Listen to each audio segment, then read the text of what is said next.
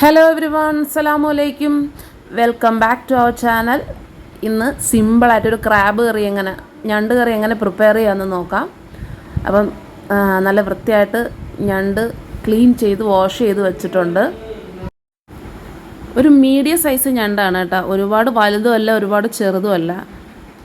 അപ്പം പാൻ ചൂടായി വരുമ്പോഴത്തേക്കും അതിനകത്തോട്ട് നമുക്ക് നല്ല വെളിച്ചെണ്ണ ഒഴിച്ചു കൊടുക്കാം. അതിലേക്ക് ഇഞ്ചി വെളുത്തുള്ളി ചതച്ചത്, ഒരു 4 പച്ചമുളകും ഒരു തണ്ട് കരിയാപ്പിലയും കൂടെ നന്നായിട്ടൊന്ന് സോട്ടാവണം. ആ ഇഞ്ചിയുടെയും വെളുത്തുള്ളിയുടെയൊക്കെ ഒരു പച്ച ചെവ മാറുന്നത് വരെ ഒന്ന് സോട്ടാക്കി എടുക്കുക കേട്ടോ. സിമ്പിളായിട്ട് നമുക്ക് ചെയ്യാം. എല്ലാവരും ഇങ്ങനെ ആയിരിക്കും ചെയ്യുന്നത്, എങ്കിലും പെട്ടെന്നാവും ഇത്.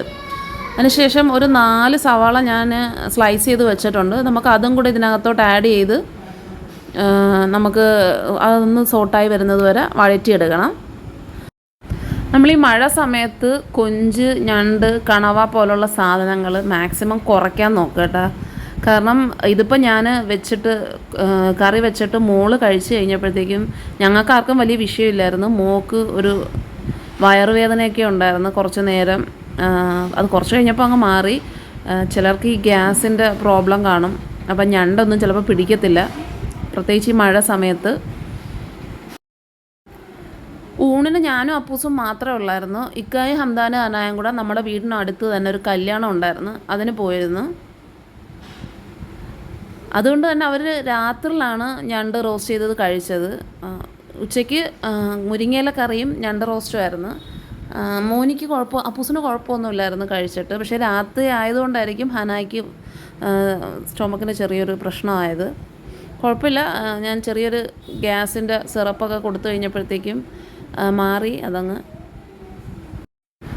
അപ്പോൾ സവാള വാടി വരുമ്പോഴത്തേക്കും ഞാനൊരു തക്കാളി ചേർക്കുന്നുണ്ട്. ഒരു മീഡിയം തക്കാളി ചോപ്പ് ചെയ്തിടുന്നുണ്ട്. എനിക്കത് വീഡിയോ എടുക്കാൻ പറ്റിയില്ല.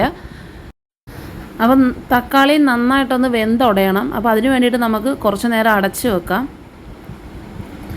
അപ്പം നമ്മുടെ ചാനൽ സബ്സ്ക്രൈബ് ചെയ്യാത്തവർ നമ്മുടെ ചാനൽ സബ്സ്ക്രൈബ് ചെയ്യുക, നമ്മുടെ വീഡിയോസൊക്കെ ഒന്ന് കണ്ട് സപ്പോർട്ട് ചെയ്യുക, ലൈക്ക് ചെയ്യുക, നമ്മുടെ കമൻറ്റ് ബോക്സിൽ കമൻസൊക്കെ ഒന്ന് അറിയിക്കുക, ഷെയർ ചെയ്യുക. അപ്പം നമ്മൾ തക്കാളിയും ഒന്ന് നന്നായിട്ട് സോട്ടായി വന്നിട്ടുണ്ട്. അതിലേക്ക് ഒരു 1.5 ടേബിൾ സ്പൂൺ മുളക് പൊടിയും 2 ടേബിൾ സ്പൂൺ മല്ലിപ്പൊടിയും, ഒരു പിഞ്ച് മഞ്ഞൾപ്പൊടി, പെരുംജീരകപ്പൊടി, കുരുമുളക് പൊടി, ഇത്രയാണ് ചേർക്കേണ്ടത്. ഉപ്പൊക്കെ നിങ്ങളുടെ പാകത്തിന് എത്രയാണെന്ന് വെച്ചാൽ ഓരോരുത്തർക്കും നമ്മുടെ ഒരു കൈയളവ്. എനിക്ക് ഉപ്പിൻ്റെ കണക്കൊന്നും കറക്റ്റായിട്ട് അറിയത്തില്ല. ഞാനൊരു കൈയുടെ പാകത്തിന് നമുക്ക് ടേസ്റ്റ് ചെയ്തിട്ട് എന്തെങ്കിലും കുറവുണ്ടെങ്കിൽ വീണ്ടും ചേർക്കാമല്ലോ.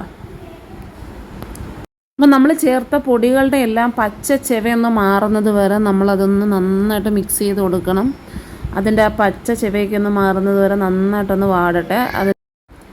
നമ്മൾ ഞണ്ടിനകത്തോട്ട് വെള്ളമൊന്നും ചേർത്ത് കൊടുക്കേണ്ട കാര്യമില്ല. ഓൾറെഡി ഞണ്ടിൽ നിന്ന് തന്നെ നമുക്ക് വെള്ളം ഊറി വരും. ആ വെള്ളം മതി ഞണ്ട് വേവുന്നതിന്. അത്യാവശ്യം നന്നായിട്ട് കുരുമുളക് പൊടി ഇട്ട് കൊടുക്കുക. ഞണ്ടിനും കൊഞ്ചിനുമൊക്കെ നമുക്ക് കുരുമുളക് പൊടി ഇച്ചിരി മുന്തി നിൽക്കണം, കുറച്ച് എരിവ് വേണം. അതുകൊണ്ട് തന്നെ ഞാൻ ഇതിന് മിക്കവാറും മോര് കറിയോ മുരിങ്ങയില കറിയോ ഒക്കെയാണ് കോമ്പിനേഷനായിട്ട് ചെയ്യാറ്. കാരണം മക്കൾക്ക് അതിൻ്റെ കൂടെ കൂട്ടാൻ. പിന്നെ ഞണ്ട് മേടിച്ച് കഴിഞ്ഞാൽ ഡ്യൂട്ടി എനിക്കാണ്. ഇത് പൊട്ടിച്ച് മക്കൾക്ക് എല്ലാവർക്കും കൊടുക്കേണ്ടത് എൻ്റെ ഡ്യൂട്ടിയാണ്, അവർക്കറിയില്ല. അപ്പോൾ ഞാൻ ഇത് ഇരുന്ന് കുറേ സമയമെടുക്കും. ഇവർക്ക് ഇതിനകത്തുനിന്ന് ഇതിൻ്റെ ഫ്ലഷ് എടുത്ത് കൊടുക്കണമെങ്കിൽ കുറേ സമയമെടുക്കും. ഞണ്ട് ഇട്ട് കഴിഞ്ഞാൽ മിക്സ് ചെയ്യാനൊരു ഇച്ചിരി ബുദ്ധിമുട്ടാണ്. എങ്കിലും നമ്മൾ നന്നായിട്ട് അതിൻ്റെ അരപ്പ് എല്ലായിടവും പിടിക്കത്തക്ക രീതിയിൽ നന്നായിട്ട് മിക്സ് ചെയ്തതിന് ശേഷം അടച്ച് വെച്ച് വേവിക്കുക. ഒരു 10 മിനിറ്റ് ഒക്കെ ആകുമ്പോഴത്തേക്കും നന്നായിട്ട് വേകും.